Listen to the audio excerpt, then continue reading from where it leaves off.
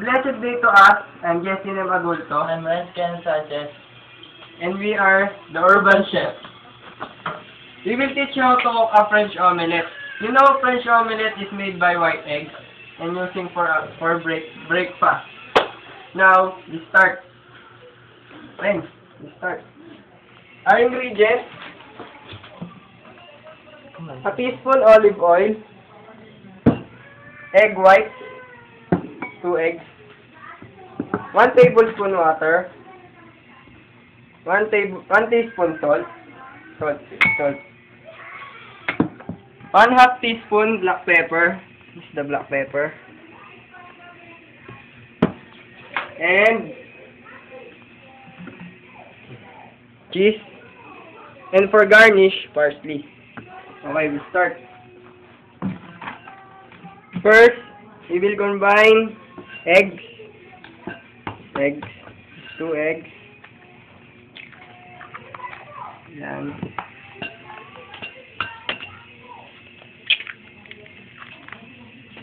We will put water, 1 tablespoon water,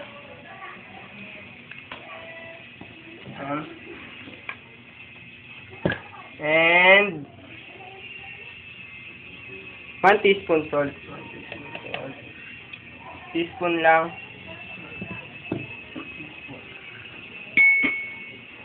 And black pepper.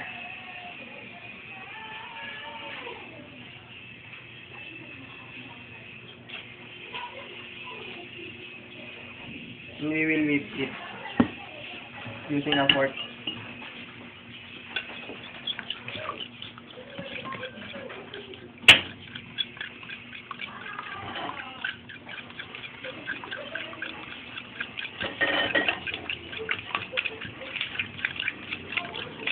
While I'm beating these eggs, Lance Kenneth is having a skillet that you see. You the camera, okay? That skillet. Okay. Hey, kamay ko na agad mo. We will put some olive oil in the skillet. See?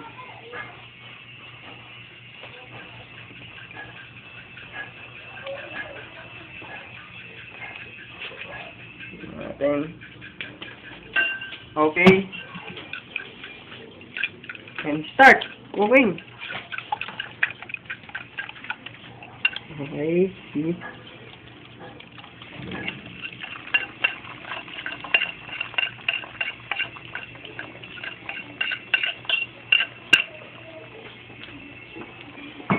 Okay. Something like that, round.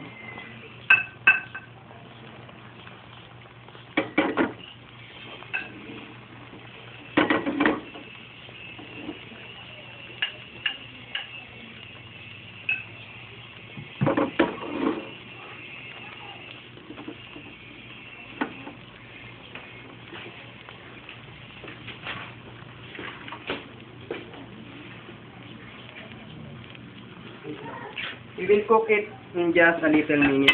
See?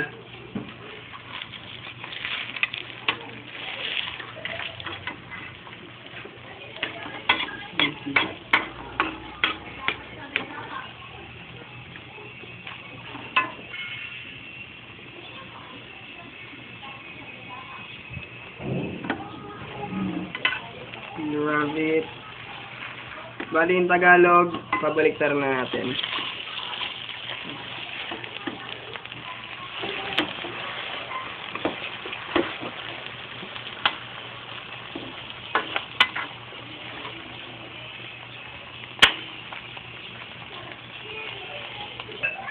Okay.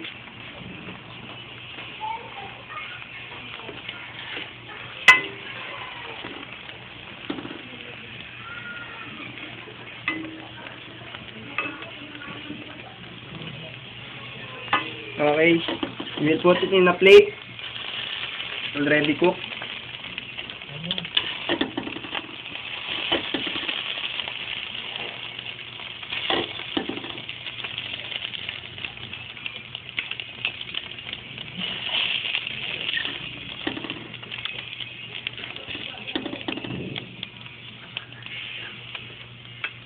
Okay, see? These are finished product. We will put some garnish. Said a while ago, parsley. Okay. See that parsley? And we'll add, corn tuna. That is a corn tuna. See?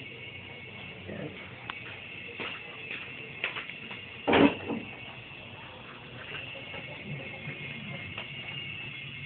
Okay. Our finished product. And we put some cheese.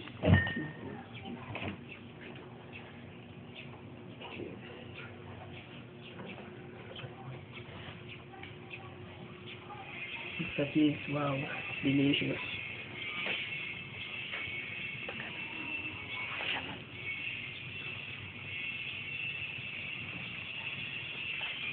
Okay, finish. Ready finish. This is your finished product, you see. This is a French omelette. A basic French omelette with corn tuna. Okay? Goodbye.